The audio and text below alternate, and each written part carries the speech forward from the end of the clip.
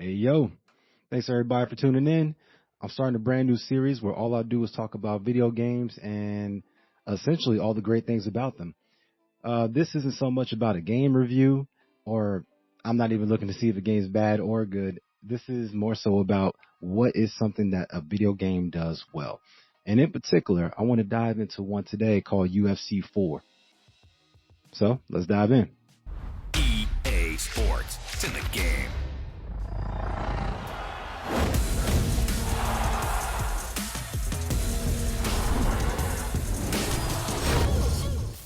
The main thing I'm going to be looking into is the fighter evolution aspect of the career mode within UFC 4. When I say fighter evolution, really, that's just a fancy word for skill tree, but I'll talk to the particulars of it and we'll dive in a little bit. First thing we're going to dive into is the fighter evolution points. The fighter evolution points are essentially your experience points that you earn from just completing tasks. This can be done in several different ways. You can go into an official match, win the match, and you'll get some fighter evolution points just for winning the match and completing other tasks within it. There's also other ways of getting points, which is from the sparring sessions. The sparring sessions is a fantastic way to get evolution points. Essentially, before you even begin to do the main training that you want to do, they give you some time to go ahead and knock out a challenge, which might be something like, hey, land 4 body blows. Land 5 blows from the ground. You want to focus on that first and get those evolution points. These points can later be used for the skill tree, but only a portion of the skill tree. And that's the part I'm going to dive into a little bit because that's the part that's interesting. So the perk system. The perk system in this game, I believe, does its job and does its job well. So you're only given so many slots, 5 in total. You start off with 3 and you earn more slots as you go up to a total of 5. This is done in a way that's kind of cool because it forces you to progress through the game. And you're going to unlock those slots naturally. Once you join the UFC, you'll unlock a slot. Once you become a champion, you'll unlock another slot. I believe you unlock another one for something else, but I just can't remember what that is. So unlocking that slot does one thing for you. It makes you have to progress through the game. So as you progress through the game, and I'm talking about career mode in particular, as you progress through that, you'll be given these open slots. Now, these slots can be filled with perks that are purchased with those fighter evolution points. So those fighter evolution points, it's going to get interesting with that because you're going to have to decide how you're going to spend those. You don't get an absurd amount up front. You'll get more as you go through your career, but you don't get all of them up front. So you kind of have to decide how to split between what you want to do with those points, and I'll talk more on that later. But speaking to the perks that actually exist, it's kind of cool because this is what gives you a slight edge. If me and you both walk in and we're a copycat of the same person, if I change my perk list, that is a difference between me and you. It can give me something such as more stamina on the ground, more stamina on my feet, better blocking, faster punches, more accurate hooks. It can do all different types of things, and I think that's in particular what can cater to what your particular fighting style is. So the perk system is cool. It's very basic. You earn experience points. You apply those to the perks that you want, put them on, and you slightly change your character. Good start. Next up, we move into attributes. Now, attributes is very similar to perks in the sense that you earn these evolution points by just completing tasks, apply the points, you get what you need. So attributes is essentially the base of your character. That's the ground foundation of your character. If you want to be able to take some punches, you're going to need to apply some points into your attributes. If you want to actually be decent at top game or ground game, you're going to need to apply points to that.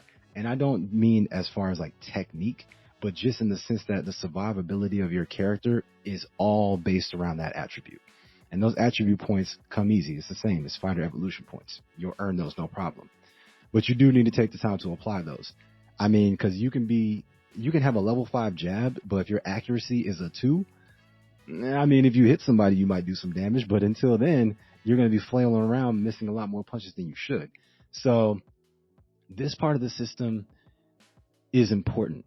And they give you what you need up front. Even if you're bad at the game, even if you're the worst at the game, you'll still get enough points to be able to rack up and at least be a solid foundation style fighter at all times. The game basically gives that away to you. And I think this is cool because it keeps you able to survive and may even give you some luck. If you know that you're really bad at standing, maybe pump up your punching power and your speed so that way it can cover some of the ground for you. For every punch that you make, it counts because you know you're bad at it. It's one thing to have technique. It's another thing to have to actually worry about your base stats as well. So I can build a glass cannon if I want to. I can build a character with the most amount of power, speed, and no chin or body or recovery.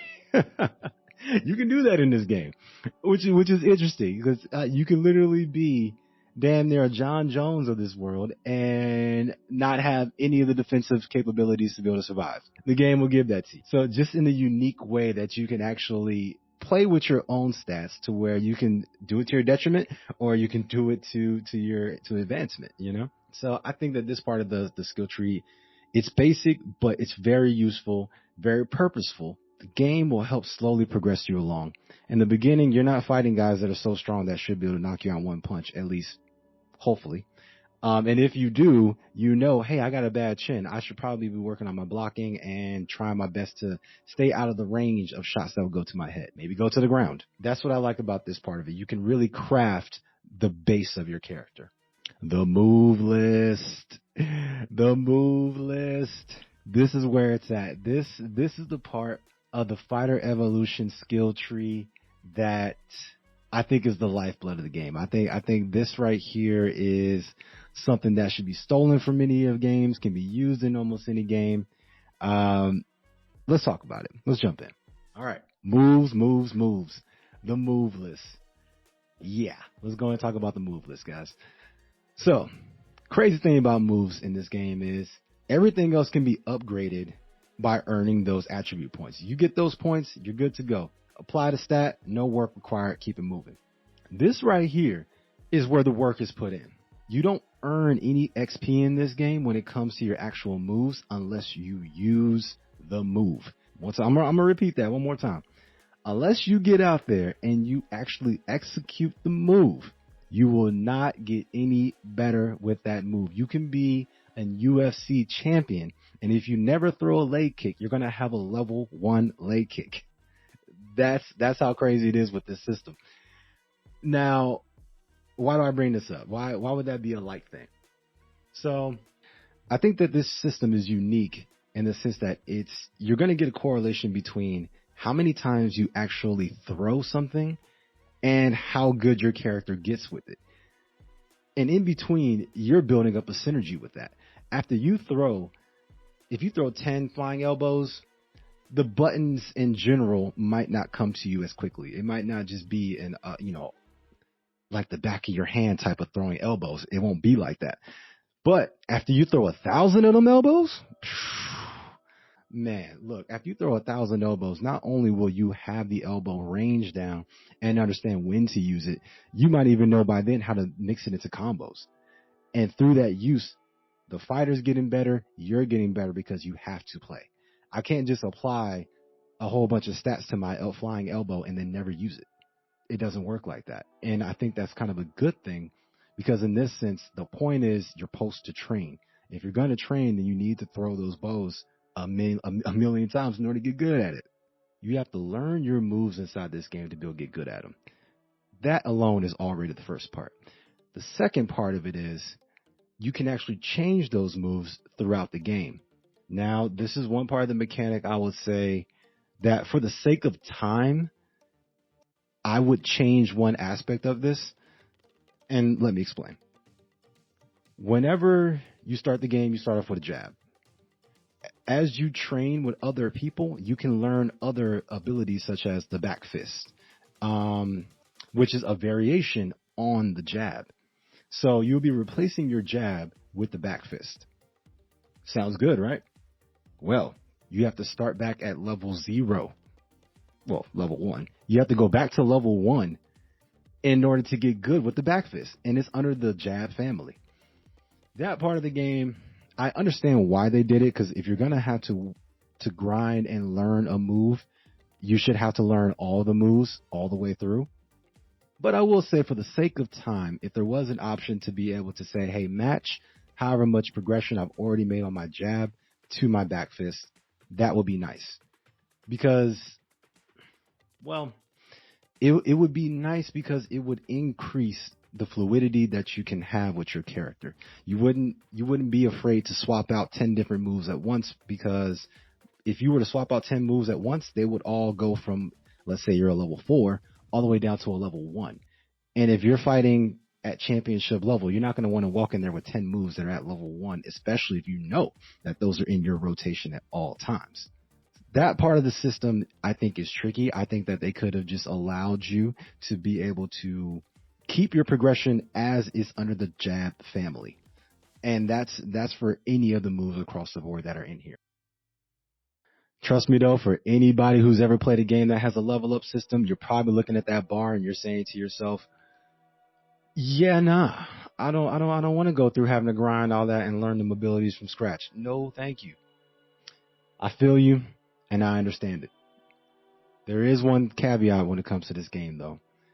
You level up fairly quickly. I would say levels 1 through 3 are really fast. Level 3 to 4 is fairly quick. If you focus in on that through a whole training camp, you could probably get it done.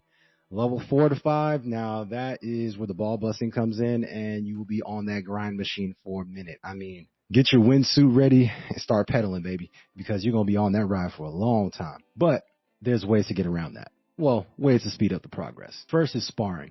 Sparring will give you the advantage of each week, each trainer can actually teach you something different. I say teach, but really they can give you a boost to something different.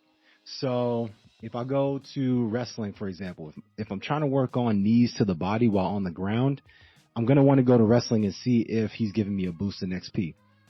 I come and check on this one. The guy's giving me around 36% increase when it comes to ground strikes. In particular, ground body knees. You come into a session like this, you're going to get a twofer. One, I need to hit this challenge off rip. Get up. Knock that out immediately. 5 points down. Fighter Evolution points in the bag. Appreciate you.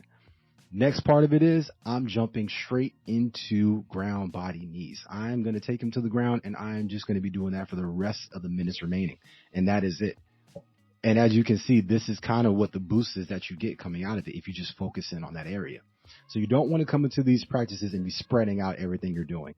This is sparring. So in sparring, you're only going to want to work on 1, maybe 2 things. You only have 2 minutes, so most likely you're going to be busting your ass on just one thing. So you come into sparring, you got what you wanted.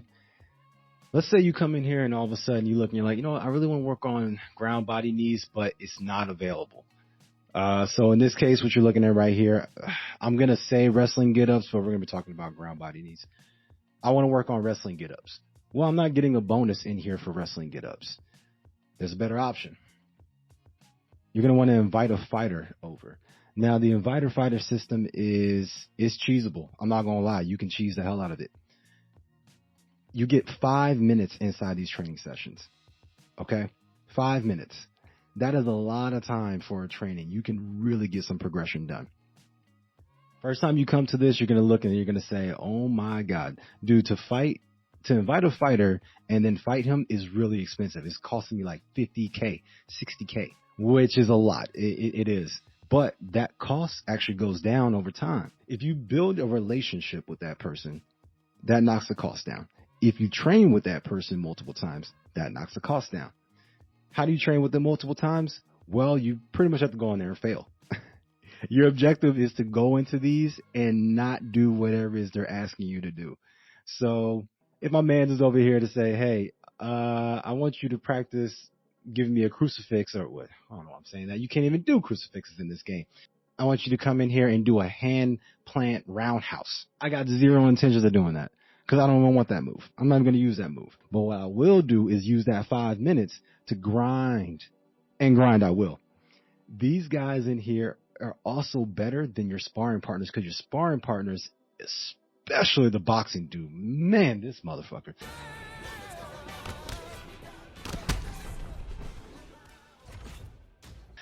That guy there is a problem. Like, he's aggressive. If you're trying to complete a mission, he's all over you. Like, he's in your ass constantly. But the Inviter fighters, no. They're so much more chill. Most of the time, they're kind of waiting around for you to execute the move that they're trying to teach you. And then they'll start to kind of progress and get a little active. I mean, they will strike you back here and there, but it's not coming with power. It's not really coming with intention, and you will pretty much be okay. Don't pull that when it comes to sparring. Sparring, take that seriously. That's 2 minutes of death. And here, it's pretty much 5 minutes of play. And by the end, watch, I'll go ahead and show you here. Look at all this progression, bro. Look at all this progression I'm getting off of just one training session. Like, if you just focus in on a particular area, you can really, really grind it. And this is the best way to do it. I mean, each training camp, I'm swapping between those two. I'm probably spending more time inside the fighter. I'm probably spending more time inside the Invita fighter than I actually am inside of sparring. Like I said, I only go to sparring. There's a bonus there, or if I'm hard at work trying to get some evolution points. Otherwise, I'm going to the Inviter fighter session and I'm grinding those moves out. I mean, my God, look at this, man. Look at that. Look at that.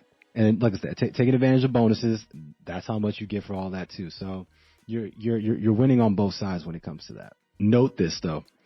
This system is amazing, but don't cross the line when it comes to this. And when I say don't cross the line, how do you cross the line in this game, right? Yeah, don't knock out your training partner. Like, if you knock out your training partner, not only will they start to get upset with you, but there's a chance that they won't work with you again. And if they won't work with you again, let's say there is a move on the list you do want to learn, that move is gone. So try your best not to knock your partner out in the middle of these sessions.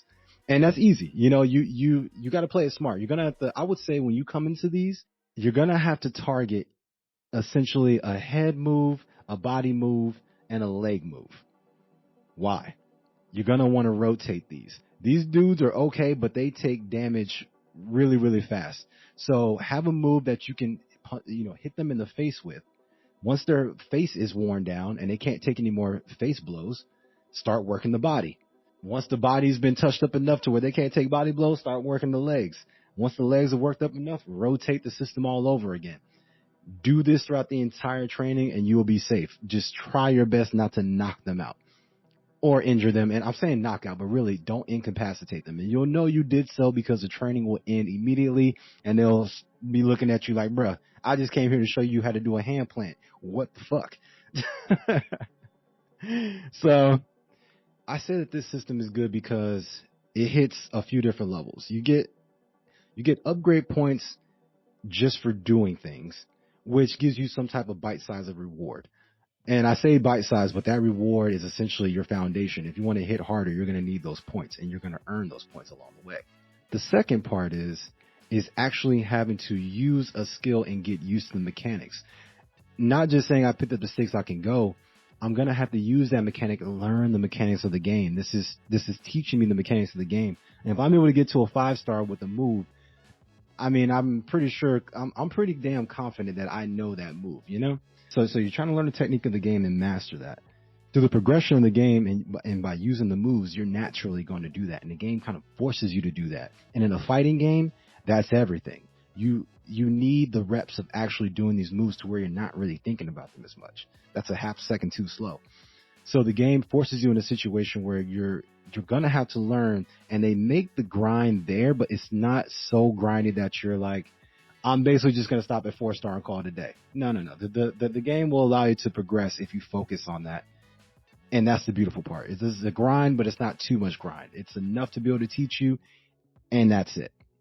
So I'm sitting down here, and I just want to say, UFC, I appreciate the way that the training camp system in this was all put together. Like, this was an excellent way to give me a representation of what it feels like to go through a training camp, work out a move. If that's the move you're going to try to use for this fight, you need to get good at it, not just in stat-wise, but you also need to get good with it technique-wise as a player. If there was no upgrade system attached to it, you would still have to try to get good with that move as a player to understand how it works.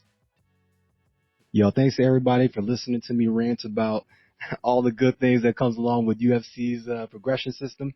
I hope to do more of these in the future on different games and keep it pushing. So thank you guys for listening. Catch you later.